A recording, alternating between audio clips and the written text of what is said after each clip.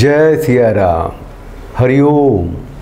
एक भारत ऐसा भी, ये बात करने आया हूँ।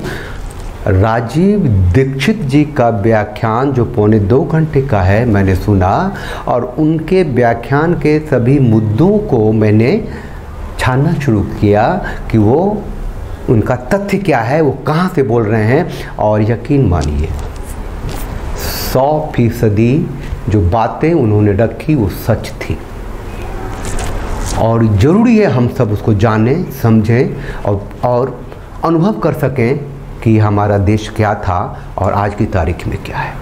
और हाँ, हमारे जो रेगुलर व्यूअर हैं वो कहते हैं कि आप अंत में जाके कहते हैं चैनल को लाइक शेयर सब्सक्राइब कीजिए। शुरू में कहिए ना।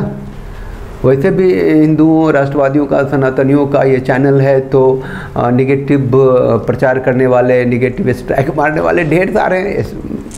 तो ठीक है, ये हिंदुओं का, सनातनियों का, राष्ट्रवादियों का, हिंदू रीति रिवाज, सभ्यता, संस्कृति, परंपरा की सत्ता हो, उसके लिए संघर्ष करने वालों का चैनल है, उसके लिए आवाज़ उठाने वालों का चैनल है। तो प्लीज़, इसका रीच भी कम हो रहा है और सब्सक्राइबर भी कम हो रहे हैं, तो इसको लाइक शेयर सब्सक्राइब जरूर कर लीजिए। मुद्दे पे आते हैं। गांधी जी 1931 में गए थे गोलमेज सम्मेलन में। ज़्यादा बोलने की ज़रूरत नहीं है, अंग्रेज़ उनके लिए क्या थे, वो अंग्रेज़ों के लिए क्या थे। लेकिन अंग्रेज़ ने उनसे वहाँ कह दिया कि गांधी, उनको नंगा फ़कीर कहते थे, कि अगर अंग्रेज़ जो है भारत पे शासन नहीं करते तो भारत की शिक्षा व्यवस्था क्या होती, कैसी होती। गांधी जी ने कहा नहीं, भारत में शिक्षा व्यवस्था थी और अच्छी थी, लेकिन वो कोई तर्क नहीं दे पाए थे। तो वहाँ के अखबार में छपा कि गांधी को भारत की पूर्व शिक्षा व्यवस्था पे गर्व तो है, लेकिन उसके पास कोई तर्क नहीं है, उनको कोई जानकारी नहीं है, कोई साक्ष्य नहीं है उनके पास। गांधी जी वापस आ गए, 1931 की बात है। तो गांधी जी जब वापस आ गए तो उनको उस दिशा में काम करना चाहिए था या नहीं करना चाहिए, उधर नहीं जाते, वो बात ख़त्म हो गई। प्रोफेसर धर्मपाल थे जो 1922 के बॉर्न हैं, 2006 तक ज़िंदगी में थे। जब देश आज़ाद हो गया 1947 में, तो 24, 25, 26 साल के थे वो, और गांधी जी के निकटतम लोगों में से थे। उन्होंने क्विट इंडिया मूवमेंट में जब किशोर अवस्था में थे तो भाग लिया था। थोड़े से बड़े भी थे तो गांधी जी से प्रभावित थे। उन्होंने कहा कि गांधी जी, अब तो देश जो भी है बंटवारे के बाद आज़ाद हो गया, तो हमारे लिए क्या आ गया, अब हम क्या करें। गांधी जी ने कहा कि 1931 में मैं गया था वहाँ गोलमेज सम्मेलन में, तो वहाँ कहा कि भारत की जो शिक्षा व्यवस्था है पुरानी, वो कुछ थी नहीं। अंग्रेजों ने दी है शिक्षा व्यवस्था भारत को, तो क्या भारत में कोई पुरानी शिक्षा व्यवस्था थी, उसका कोई प्रमाण साक्ष्य उपलब्ध हो सकता है। तो प्रोफेसर धर्मपाल जी ने अपनी ज़िंदगी लगा दी उस साक्ष्य को समेटने में। वो एक्चुअली उन्होंने एक अंग्रेज महिला से शादी की, लंदन में जाके बस गए। फिर जितने भी विश्व के बड़े बड़े ओल्डेस्ट पुस्तकालय थी, लाइब्रेरी थी, जो वहाँ गए, वहाँ के इंडियन आर्काइव्स को छाना और 8000 से ज़्यादा पेजों को लेकर के वो आए, उन्होंने संकलित किया। अब समय तो कोई डिजिटल कैमरा था नहीं, कोई फोटोस्टेट कॉपी थी नहीं थे, फोटोस्टेट होता भी था तो इतने पैसे उनके पास नहीं थे। वो पढ़ते थे, पढ़ाते थे, जीविका के लिए वो काम करते थे। खैर, अब आते हैं एक और मुद्दा। पहले मैं बता दूं कि हुआ क्या देश में। 2006 में कैम्ब्रिज यूनिवर्सिटी में हमारे प्रधानमंत्री मनमोहन सिंह को मानद की उपाधि के लिए वहाँ बुलाया गया, डॉक्टरेट की उपाधि के लिए। तो वहाँ 2006 में उन्होंने जो कुछ अपने व्याख्यान में कहा, 40 मिनट का व्याख्यान था, वो राजीव जी के मुँह से पहले सुन लीजिए, फिर आगे बात करते हैं। मनमोहन सिंह जी ने जो व्याख्यान दिया इस ऑक्सफोर्ड विश्वविद्यालय के पदवी ग्रहण समारोह में, वो बहुत ही तकलीफ देने वाला था और किसी भी स्वाभिमानी भारतीय नागरिक को नीचा दिखाने वाला था। उन्होंने अपने व्याख्यान की शुरुआत ही यहाँ से की कि हम अंग्रेजों के बहुत आभारी हैं जो उन्होंने भारत में आकर अपनी सरकार बनाई। हम अंग्रेजों के बहुत आभारी हैं जो उन्होंने भारत में आकर शिक्षा व्यवस्था दी। हम अंग्रेजों के बहुत आभारी हैं जो उन्होंने भारत में आकर न्याय व्यवस्था स्थापित की। हम अंग्रेजों के बहुत आभारी हैं कि उन्होंने भारतीय लोगों को विज्ञान सिखाया। हम अंग्रेजों के बहुत आभारी हैं कि उन्होंने भारतीय नागरिकों को विज्ञान और तकनीकी का अंतर समझाया।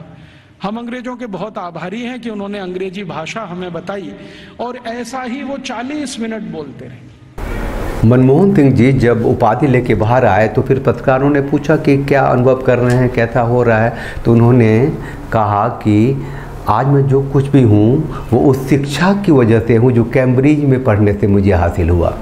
It's for me a rare honor and it's a sentimental journey to my youth.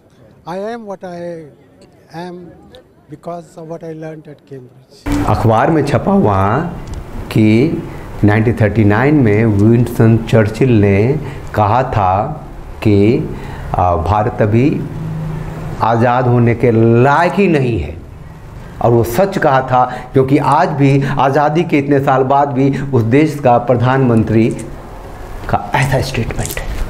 अब चलते हैं 185 साल पीछे 1835 में। मैकाले का नाम तो आप सब जानते होंगे। भारत की शिक्षा व्यवस्था जो है आज की तारीख में, उसकी नींव उसी ने डाली थी। जितने saint Paul John Thomas schools आप देख रहे हैं, सबकी जड़ में मैकाले है। मैकाले का बाप था विलियम एडम, बहुत बड़ा अफसर था अंग्रेज का। वो जो बोल देता था यहाँ के वायसराय को, वो कानून बनाना पड़ता था। तो वो मैकाले का इमीडिएट बॉस था विलियम एडम। मैकाले जो कुछ भी लिखा पढ़ा, इन्वेंशन किया, डिस्कवर किया, भारत को समझा, वो सब रिपोर्ट करता था विलियम एडम को। 2 फरवरी 1835 को हाउस ऑफ कॉमन्स में, जैसे कि भारत में लोकसभा है वैसे इंग्लैंड में हाउस ऑफ कॉमन्स है, राज्यसभा, मैकाले ने व्याख्यान दिया विलियम एडम्स के साथ। 1780 पेज की रिपोर्टिंग थी भारत के ऊपर, भारत की शिक्षा व्यवस्था के ऊपर, और मुद्दा ये था कि भारत को हम लंबे अरसे तक के लिए गुलाम कैसे बनाए रखेंगे, हमें क्या करना पड़ेगा। उसमें जो कुछ खास बातें थी, जो मुख्य बातें थी, मैं लिख के लाया हूँ, हूबहू मैं आपको बताना चाहता हूँ। पीबी मैकाले ने कहा कि 1835 में जो रिपोर्ट दी उसमें कहा कि भारत में लगभग 100% लिटरेसी है। 100% लिटरेसी है। कैसे, किस किस भाग में 100%? तो उसने कहा दक्षिण भारत में लगभग 100% लिटरेसी है, पश्चिम भारत में 98% लिटरेसी है, उत्तर भारत में 82% लिटरेसी है, और मध्य भारत में 87% लिटरेसी है। और ये कोई बहुत पुरानी बात नहीं है। भारत 1835 में 185 ईयर्स अगो लगभग पूरा का पूरा लिटरेट था। और मैकाले ने कहा कि भारत में उन्हें 1835 की बात है, सुनिए, कोई बेगर, कोई भिखारी नहीं मिला, कोई अनएम्प्लॉयमेंट नहीं थी वहाँ, कोई बेरोजगार नहीं मिला, कोई भिखारी नहीं, कोई बेरोजगार नहीं, और कोई ऐसा नहीं मिला जो किसी दूसरे पर आधारित हो, आश्रित हो उसकी ज़िंदगी।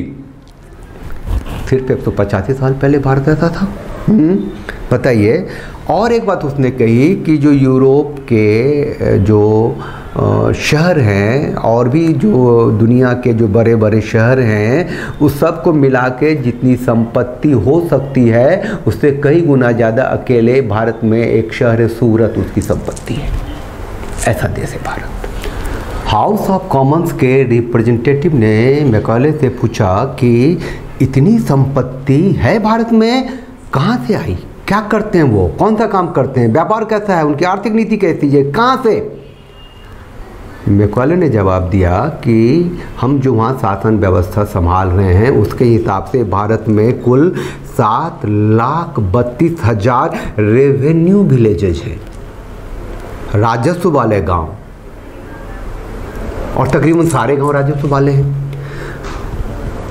और ऐसा एक भी राजस्व वाला गांव नहीं है, रेवेन्यू विलेज नहीं है, जहां की व्यवस्था में एक स्कूल नहीं है। अब ऐसा है कि उस समय तक इंग्लैंड में जो स्कूल था वो बाइबल पढ़ाते थे, उन लोगों का स्कूल का माइंडसेट ऐसा ही था। तो मैकाले ने कहा कि वो जो स्कूल है उसे वो लोग गुरुकुल कहते हैं। और 7,32,000 गांव में गुरुकुल है, और एक जो छोटा से छोटा गुरुकुल है वहाँ 200 बच्चे हैं, और जो बड़ा गुरुकुल है वहाँ 20,000 तक पढ़ते हैं। मैकेले ने कहा कि यही जो गुरुकुल है भारत में, यही भारत की समृद्धि का राज है। वहाँ जो कोई भिखमंगे नहीं है, कोई बेरोजगार नहीं है, हर गांव अपने आप में आत्मनिर्भर है, उसका जो आधार है वहाँ की शिक्षा व्यवस्था है। हम आगे वीडियो में बताएंगे कि गुरुकुल की जो व्यवस्था थी, जो वहाँ पढ़ाई होती थी, जो उसका सिस्टम था, वो कैसा था, किस तरीके से गुरुकुलों का संचालन होता था और किस तरीके से वो नागरिक तैयार किए जाते थे। ठीक, अभी मैं सिर्फ ये बता देना चाहता हूँ कि ये गुरुकुल की व्यवस्था को, शिक्षा व्यवस्था को ख़त्म करना वो पहला लक्ष्य हो गया अंग्रेज़ों का, और उसे ख़त्म किया गया, और उसे ख़त्म करने में उन लोगों ने अपनी पूरी जान लगा दी। और जब भारत आज़ाद हुआ, बंटवारे के बाद भी जब भारत आज़ाद हुआ, तो संवैधानिक रूप से ऐसा कानून बन गया कि जो भी तथाकथित माइनॉरिटी थे उन्हें तो अपना इंस्टीट्यूट खोलने का अधिकार था, अपने स्कूल्स, अपनी शिक्षा नीति, अपने धर्म के प्रचार करने का अधिकार था, और जिसके नाम पे भारत बटा, जो हिंदू थे, सनातनी थे, बहुसंख्यक थे, उनको अधिकार भी नहीं मिला कि अपने धर्म के लिए, अपने आचार विचार संस्कार के लिए, अपनी संस्कृति के लिए वो शिक्षण संस्थान खोल सके। आप इस चैनल को लाइक कीजिए, शेयर कीजिए, सब्सक्राइब कीजिए और अपनी प्रतिक्रिया दीजिए, बहुत तरीके से दीजिए, ज़्यादा से ज़्यादा लिखिए, और हमें भी कुछ दृष्टि मिले और मैं जो कुछ रिसर्च करके लाया हूँ, जो आगे बताने वाला हूँ, उससे मैं कुछ जोड़ सकूँ। जय सिया राम, हरिओम।